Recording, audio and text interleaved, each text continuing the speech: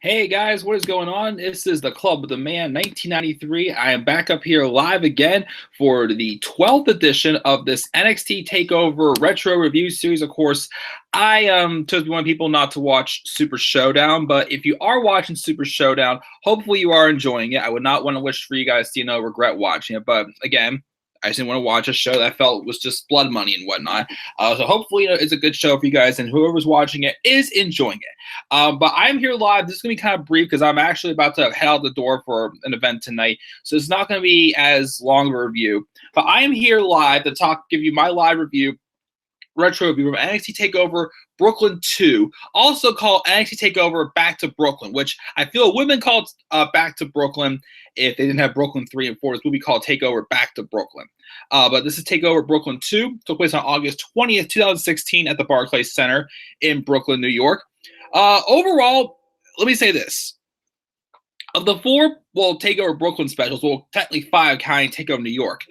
Of all 5 of the shows that took place at the Barclays Center, since Brooklyn's an iconic place for NXT, since this is the first TakeOver to take place outside of Full Sail, this was probably the weakest of the 4 or the 5, but still saying that it was still a great show. It was even probably on paper, it looked maybe just like a good to great show, but this show actually reached the amazing level, because I feel like most of the matches that we didn't expect to be good, as good as they were great. And then of course like 1 or 2 matches I thought disappointed a little bit, but not in a bad way. Really not really that bad. Also a little nitpick and whatnot with some of them. Still a great show again, but probably the weakest takeover in Brooklyn. But still saying a lot, because it was still a fantastic show for sure. I loved it from top to bottom for sure. No taking away from that. But again, I'm on limited time, so let's talk about this show really quickly. We opened up with a match with Austin Aries taking on No Way Jose. This was No Way Jose's only match on a TakeOver special, and it was actually Austin Aries' final TakeOver match, which is a shame because they set up a perfect match to take over Toronto. It would have been so freaking awesome to have. Unfortunately, both guys got injured. But anyways, this match is actually pretty good with Jose and Aries. Obviously, they turned Aries heel, they solidified a heel turn for him after he had his small feud with Shinsuke Nakamura take over the end. So I thought that was the actual way to go with Austin Aries. He seemed like he had to look more of a heel than a babyface anyways. And plus, too, it was time where, him and Nakamura were the 2 biggest stars that were coming into the company for sure. So obviously, one was going to overshadow the other. So this was Austin Aries basically, just trying to, plow his way through the division.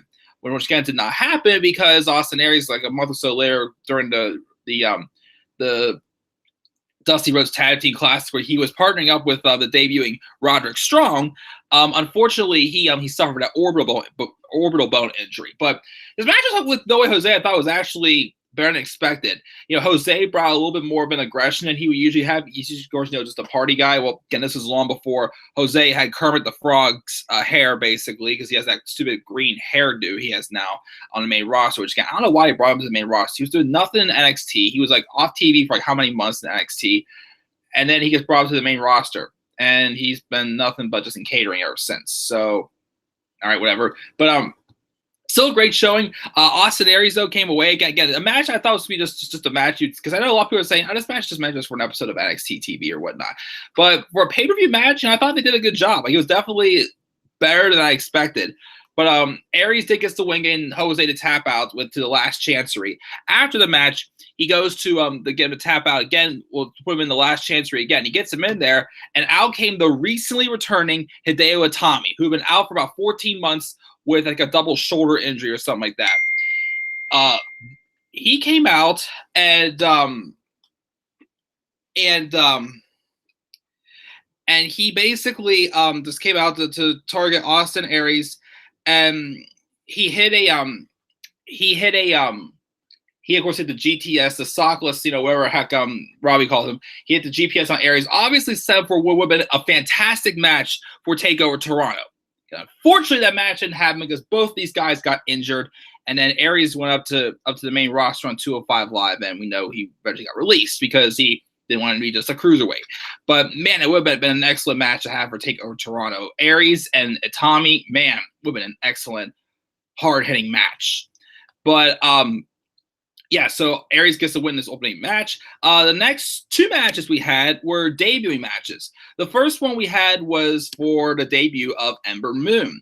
She took on Billie Kay.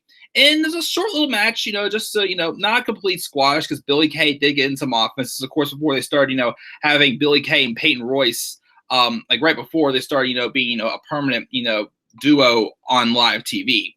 But Ember Moon is basically going to show up what she can do. Again, of course, the freaking Eclipse, already made me a huge fan of hers when I saw that. But she has to win as much needed to be. Just nothing really too special, but just a way to, introduce, a former star. That's what I like, too, about NXT.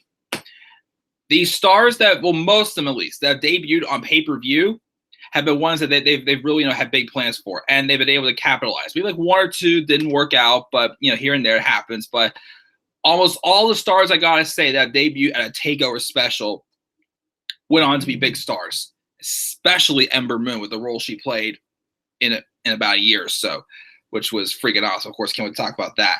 So we had that, and then the second match we had that was for a debuting star, was Bobby Roode taking on Andrade Cien Almas, and of course Bobby Roode in NXT has some pretty cool entrances, especially this one where he basically just ascended down with his glorious entrance.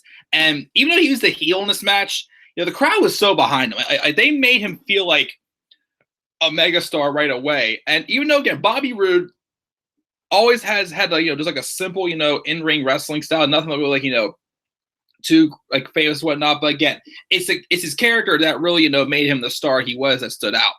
Andrade Cien Almas, though, again, who again was there, but he wasn't really that big of a hit as a baby face. But I gotta say, I thought he did in ring wise. I thought this was one of his better performances he had when he was briefly a baby face. This is, of course, a month before he turned heel, and eventually it took him another year before he found his niche. But just a great match. And again, Bobby Roode was over. He was super over. Almost barely got a reaction again because once again he was just not really being seen as anything big, except some guy came out with some goofy looking hat all the time. He eventually lost the hat, and then he, would become NXT champion about a year later, as we all know. But yeah, a great debut for Bobby Roode as well with that. Next up, oh boy, NXT Tag Team Championship match. The Revival taking on Johnny Gargano and Tommaso Ciampa. This was the night that Tommaso Ciampa first introduced Johnny Gargano the DIY t-shirt. This is kind of when they officially started calling themselves DIY. Their match at TakeOver Toronto, which is next, was my tag team match of the year. I forgot how good this match was. This, again, just that simple story with a team like the Revival who, like Bobby Roode, have like a simple little, wrestling style in the ring. Nothing like, too great. But once again, they're just outsmarting people and the smart maneuvers to just, yeah, kind of cheat, but not cheat in ways that, it makes them look, intelligent and tough to beat. DIY, of course, was that tag team at the Dusty Rhodes Tag Team Classic a year ago, was just there to fill a spot. They had no contracts, and then they slowly, won the fans' respect from the dead bottom, working way up to the top. Of course, they saw how big of stars these guys were, knowing that they can't stay together forever, knowing that when that heel turn happens, which is most likely going to be Tommaso Ciampa, that it was definitely going to mean something. Know that these guys have been friends for 12 years and whatnot, and know each other so well. Because even, of course, a month or so beforehand, this is also the show was when that one guy presented the trophy for the Cruiserweight Classic, which was amazing, of course, because, Triple H actually, worst people who put effort into making their trophies. Vince McMahon just take this title and just put, Nakamura's jacket behind it, referring to Universal title revealed in the night after this. But anyways, like these two did have a match against each other in the Cruiserweight Classic, and it was a match of the year candidate for sure, as it was just really just two best friends just trying to prove to one another they were the best and whatnot. So, you could have seen the heel turn happen there or here. You never know what's going to happen. But just a great match. Again, the psychology again by the Revival, just working together as just a dominating team, again, looking tough to beat. They were heels, they were villains, but you respected how good they were.